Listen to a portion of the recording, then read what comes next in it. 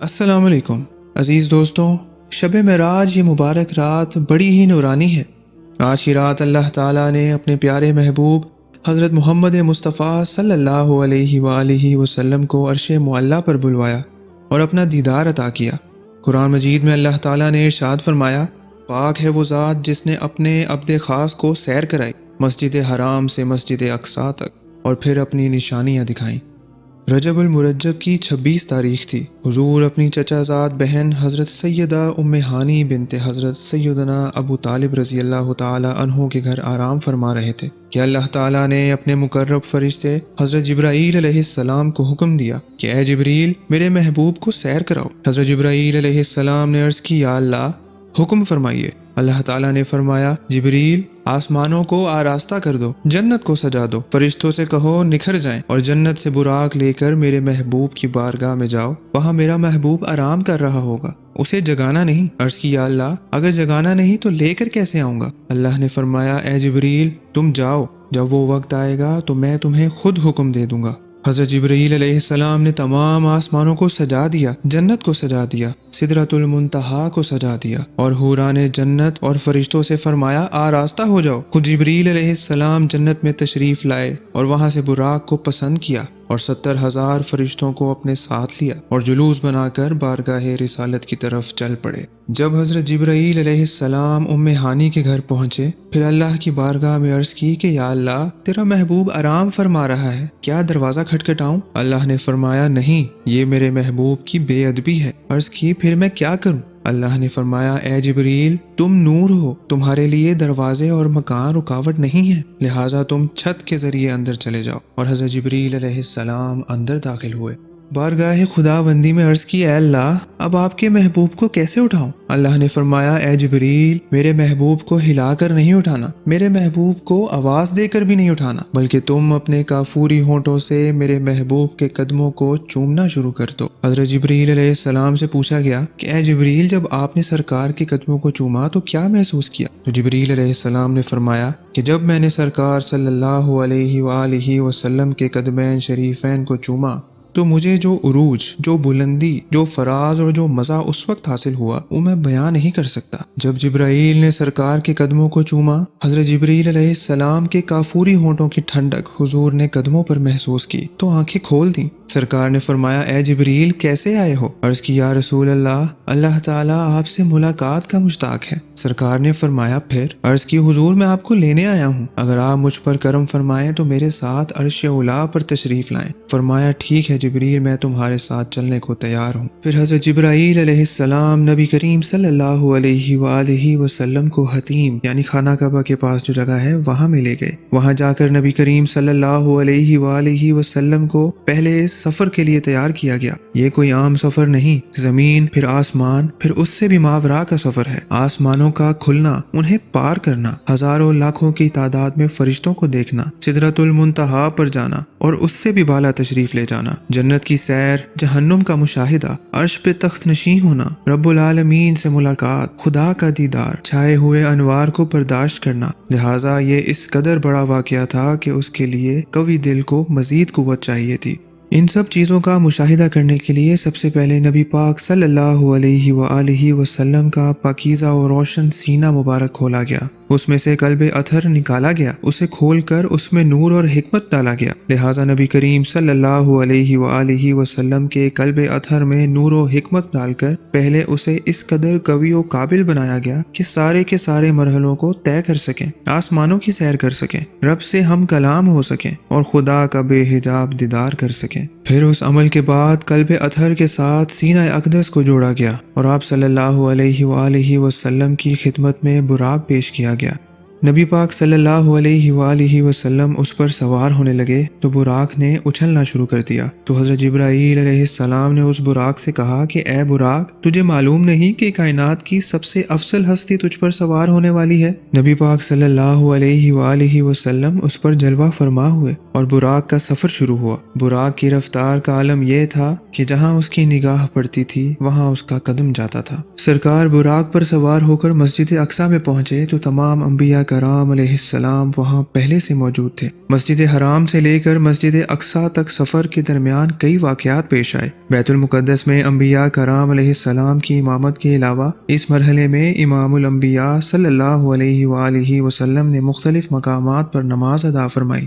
سب سے پہلے ایک جگہ آئی جہاں جبریل علیہ السلام نے عرض کی، یا رسول اللہ، یہاں 2 رکعت نماز پڑھیے۔ نبی کریم صلی اللہ علیہ وآلہ وسلم نے نماز پڑھی اور پوچھا کہ اے جبریل، یہ کیا ہے؟ عرض کی، یہ آپ کی ہجرت گاہ مدینہ ہے، یہاں پر آپ ہجرت کر کے تشریف لائیں گے۔ اس کے بعد آگے ایک اور مقام آیا، وہاں جبرائیل علیہ السلام نے عرض کی، یا رسول اللہ، یہاں بھی نماز پڑھیے۔ سرکار دو عالم صلی اللہ علیہ وآلہ وسلم نے نماز پڑھی۔ پوچھا، اے جبریل، یہ کون سی جگہ ہے؟ عرض کی، یہ طور سینا ہے جہاں پر حضرت موسیٰ علیہ السلام نے رب سے کلام کیا تھا، 2 رکعت یہاں پڑھیں۔ اس کے بعد آگے جب بیت المقدس میں پہنچے، وہاں پر ایک جگہ آئی، جبریل علیہ السلام نے پھر عرض کی، یا رسول اللہ، نماز پڑھیے۔ رسول خدا صلی اللہ علیہ وآلہ وسلم نے 2 رکعت نماز ادا فرمائی۔ پوچھا، یہ کون سی جگہ ہے؟ عرض کی، یہ حضرت عیسیٰ علیہ السلام کی ولادت کی جگہ ہے۔ مسلم شریف کی حدیث مبارکہ ہے کہ نبی کریم صلی اللہ علیہ وآلہ وسلم فرماتے ہیں کہ معراج کی رات میں حضرت موسیٰ علیہ السلام کی قبر کے پاس سے گزرا جو ایک سرخ رنگ کے ٹیلے کے پاس تھی۔ میں نے موسیٰ علیہ السلام کو دیکھا، وہ اپنی قبر میں کھڑے نماز پڑھ رہے ہیں۔ نبی کریم صلی اللہ علیہ وآلہ وسلم نے سلام کیا اور اس کے بعد آگے تشریف لے گئے۔ اب اس کے بعد براق کو ایک جگہ پر چٹان کے کنارے باندھا گیا اور اس کے بعد پھر مسجد میں تشریف لے گئے۔ حضور کے استقبال کے لیے تمام انبیاء کرام کھڑے ہو گئے۔ عزیز دوستوں، یہ دوسرا جلسہ تھا جو اللہ نے اپنے محبوب کی عظمت کے اظہار کے لیے منعقد کیا۔ سب سے پہلے حضرت آدم علیہ السلام نے خطبہ ارشاد فرمایا، پھر انبیاء کرام نے سرکار کی شان و عظمت کے بارے میں خطبات ارشاد فرمائے، آخر میں سرکار دو عالم صلی اللہ علیہ وآلہ وسلم نے صدارتی خطبہ ارشاد فرمایا۔ محمد مصطفیٰ صلی اللہ علیہ وآلہ وسلم نے اللہ پاک کی حمد و ثنا بیان کرتے ہوئے فرمایا، تمام تعریفیں اللہ کے لیے ہیں جس نے مجھے تمام جہانوں کے لیے رحمت اور تمام انسانوں کے لیے خوشخبری دینے اور ڈر سنانے والا بنا کر بھیجا، مجھ پر حق و باطل میں فرق کرنے والی کتاب نازل فرمائی جس میں ہر شے کا روشن بیان ہے، میری امت کو بہترین امت بنایا جو لوگوں کے لیے ظاہر کی گئی۔ اللہ تعالیٰ نے میری امت کو سب سے افضل امت بنایا جو جنت میں داخلے کے اعتبار سے اول اور دنیا میں آنے کے اعتبار سے آخری امت ہے۔ اللہ کریم نے میرا سینہ کشادہ فرمایا اور مجھ سے میرا بوجھ دور فرما دیا، میرے لیے میرا ذکر بلند فرما دیا اور مجھے فاتح اور خاتم بنایا۔ حضور اکرم صلی اللہ علیہ وآلہ وسلم کی یہ عظیم الشان فضائل سن کر حضرت سیدنا ابراہیم علیہ السلام نے دیگر انبیاء کرام علیہ السلام سے فرمایا، انہی عظمتوں کی وجہ سے محمد صلی اللہ علیہ وآلہ وسلم کو تم سب پر فضیلت و برتری حاصل ہے۔ پھر حضرت جبرائیل علیہ السلام نے اذان پڑھی اور سرکار نے نماز پڑھائی۔ حضور نماز پڑھانے کے بعد اٹھے۔ حضرت جبرائیل علیہ السلام نے سرکار کو براق پر سوار کرایا اور آسمانوں کا سفر بھی اسی براق کے ذریعے تھا، لیکن وہ چند لمحات میں سارے فاصلے طے کرتا ہوا پہلے آسمان پر، وہاں سے دوسرے آسمان پر، پھر وہاں سے تیسرے آسمان سے ہوتے ہوئے دیگر آسمان کو پار کر گیا۔ نبی کریم صلی اللہ علیہ وآلہ وسلم آسمانوں سے گزرے تو پہلے آسمان پر حضرت آدم علیہ السلام سے ملاقات ہوئی، دوسرے پر حضرت یحییٰ اور حضرت عیسیٰ علیہ السلام سے، تیسرے پر حضرت یوسف علیہ السلام سے، چوتھے پر حضرت ادریس علیہ السلام سے، پانچویں پر حضرت ہارون علیہ السلام سے، چھٹے پر حضرت موسیٰ علیہ السلام سے اور ساتویں پر حضرت ابراہیم علیہ السلام سے ملاقات ہوئی۔ جب سرکار دو عالم صلی اللہ علیہ وآلہ وسلم پہلے آسمان پر پہنچے اور عجائبات کا مشاہدہ فرماتے ہوئے جا رہے ہیں، آسمان کا دروازہ بند تھا۔ حضرت جبرائیل علیہ السلام نے دروازہ کھٹکھٹایا، آواز آئی، کون ہے؟ حضرت جبرائیل علیہ السلام نے کہا، میں جبرائیل ہوں اور میرے ساتھ خاتم النبیین حضرت محمد مصطفیٰ صلی اللہ علیہ وآلہ وسلم ہیں۔ جب حضرت جبرائیل علیہ السلام نے سرکار کا نام لیا، وہ نام مبارک لیا جس کی بڑی عظمت اور بڑی شان ہے۔ سرکار کا نام لیا تو فرشتوں نے دروازہ کھول کر خوش آمدید کہا۔ سرکار فرماتے ہیں وہاں حضرت سیدنا آدم علیہ السلام سے ملاقات ہوئی، سرکار نے انہیں سلام کیا، حضرت آدم علیہ السلام نے سلام کا جواب کہا، پھر حضور اکرم صلی اللہ علیہ وآلہ وسلم تمام حدوں کو پار کرتے ہوئے مختلف اشیاء کا مشاہدہ فرماتے ہوئے تشریف لے جا رہے ہیں۔ اگر آپ ہمارے اس چینل پر نئے ہیں تو براہ کرم اس چینل کو سبسکرائب کریں اور ہماری ویڈیوز کو اپنے دوستوں کے ساتھ آگے شیئر کریں۔ ساتوں آسمانوں کی سیر کے بعد اس سے اوپر کا سفر شروع ہوا، جس میں حضرت جبرائیل علیہ السلام سدرۃ المنتہا تک ساتھ رہے۔ اللہ تعالیٰ نے سدرۃ المنتہا کے بارے میں ارشاد فرمایا، ترجمہ: اور انہوں نے تو وہ جلوہ 2 بار دیکھا۔ سدرۃ المنتہا کے پاس، اس کے پاس جنت الماوا ہے۔ جب سدرہ پر چھا رہا تھا جو چھا رہا تھا، آنکھ نہ کسی طرف پھری اور نہ حد سے بڑھی، بے شک اس نے اپنے رب کی بہت بڑی نشانیاں دیکھی۔ حضرت عبداللہ ابن عباس رضی اللہ تعالی عنہ فرماتے ہیں کہ یہاں پر جو چھانے کا تذکرہ ہے وہ رب العالمین کے انوار تھے۔ سدرۃ المنتہا کے پاس جنت الماوا ہے۔ جنت الماوا کی چھت اللہ کا عرش ہے، یعنی عرش کا نچلا حصہ جنت کی چھت ہے۔ پھر نبی کریم صلی اللہ علیہ وآلہ وسلم کو جنت میں لے جایا گیا، جہاں جنت کی نعمتوں کا مشاہدہ فرمایا۔ ان مشاہدات کی کچھ خبریں امت کو بھی بتائی گئیں، جیسے فرمایا، جنت کی 1 اینٹ سونے کی اور 1 اینٹ چاندی کی ہے، اس کا گارا خالص مشک کا ہے، اس کی بجری موتی اور یاقوت کی ہے، اس کی مٹی زعفران ہے۔ جو اس میں داخل ہوگا خوش رہے گا، کبھی غمگین نہ ہوگا، ہمیشہ رہے گا، کبھی نہ مرے گا۔ اس کے کپڑے نہ گلیں گے اور نہ ہی ان کی جوانی فنا ہوگی۔ یوں ہی فرمایا، جنت میں 100 منزلیں ہیں اور 2 منزلوں کے درمیان فاصلہ ایسا ہے جیسے آسمان و زمین کے درمیان، اور فردوس اعلیٰ درجہ ہے جس سے جنت کی 4 نہریں پھوٹتی ہیں، اور اس کے اوپر عرش ہے۔ تو تم جب بھی اللہ سے مانگو تو اس سے جنت الفردوس مانگو۔ اسی طرح جنت کے درخت کے بارے میں فرمایا، جنت میں درخت ہے کہ اس کے سائے میں 1000 سال تک کوئی سوار چلتا رہے تب بھی اس کا سایہ ختم نہ ہوگا۔ نبی اکرم صلی اللہ علیہ وآلہ وسلم نے جنت میں 4 نہریں دیکھی، پانی، دودھ، شہد اور شراب کی۔ یہ وہ 4 نہریں ہیں جنہیں اللہ تعالیٰ نے قرآن پاک میں بیان فرمایا، ترجمہ: اس جنت کا حال جس کا پرہیزگاروں سے وعدہ کیا گیا ہے یہ ہے کہ اس میں خراب نہ ہونے والے پانی کی نہریں ہیں، اور ایسے دودھ کی نہریں ہیں جس کا مزہ نہ بدلے، اور ایسی شراب کی نہریں ہیں جو پینے والوں کے لیے سراسر لذت ہے، اور صاف شفاف شہد کی نہریں ہیں۔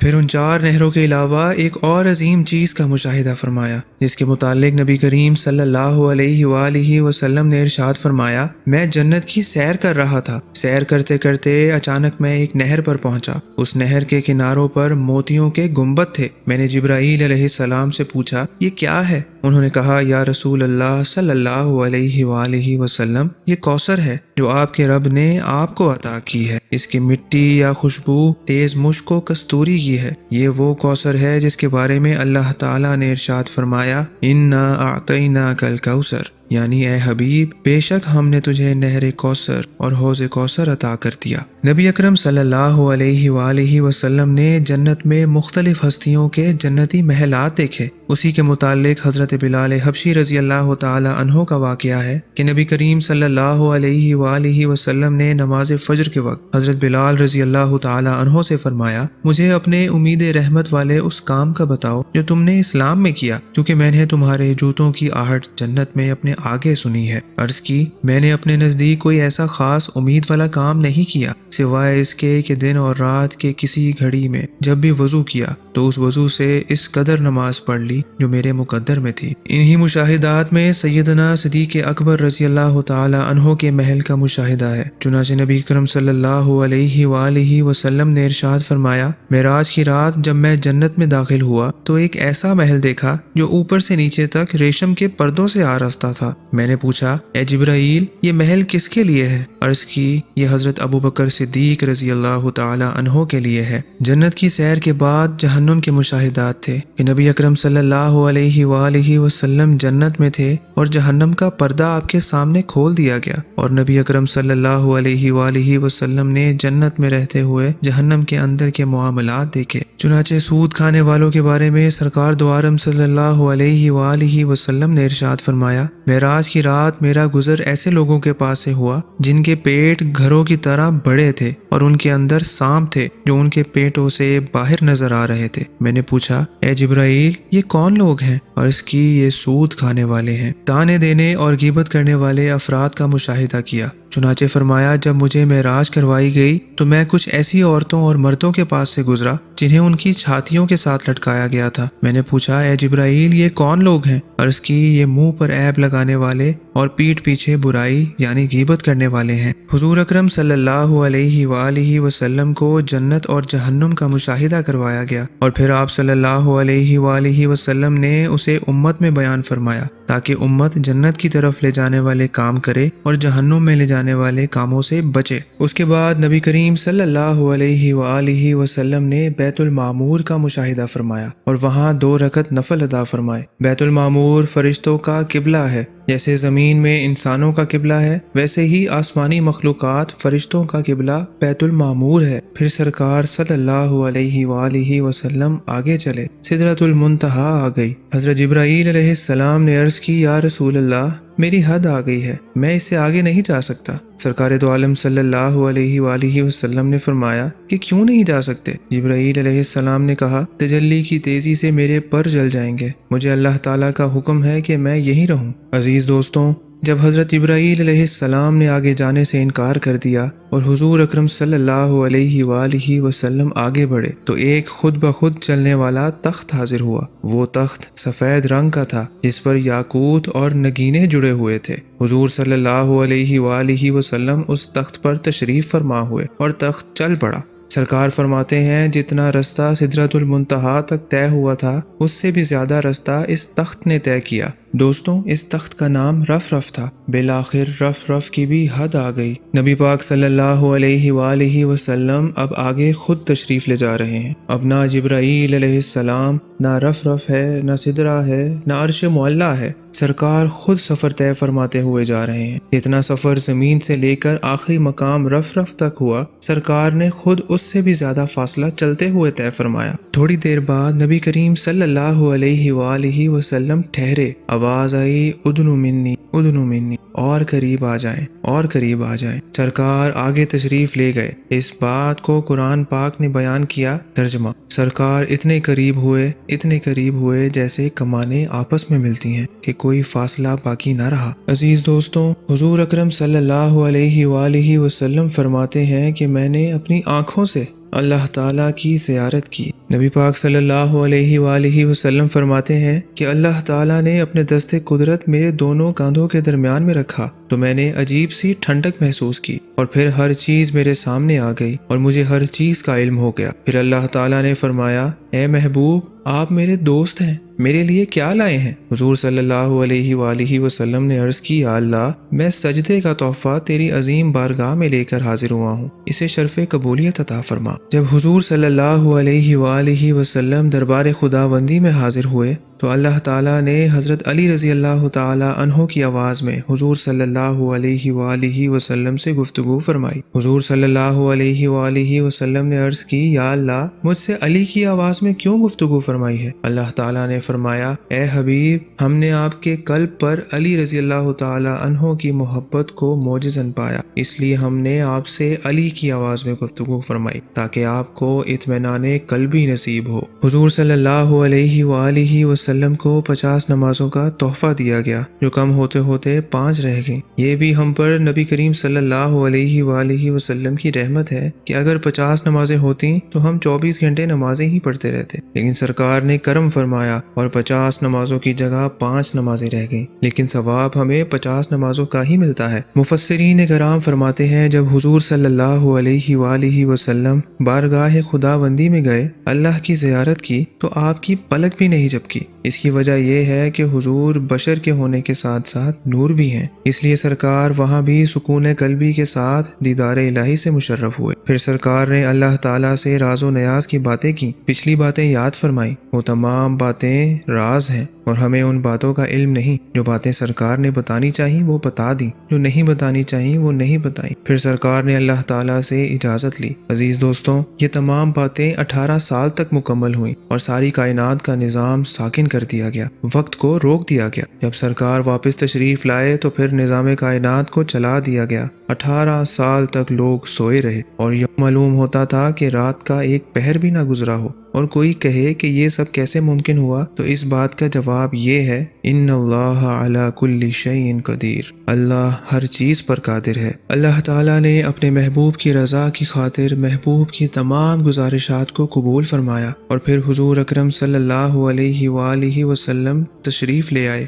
حضور فرماتے ہیں کہ جب میں واپس آیا تو بستر ویسے ہی گرم تھا اور میں واپس آ گیا۔ اللہ تعالیٰ فرماتا ہے ہم نے اپنے محبوب کو سیر کرائی تاکہ اپنی نشانیاں دکھائیں۔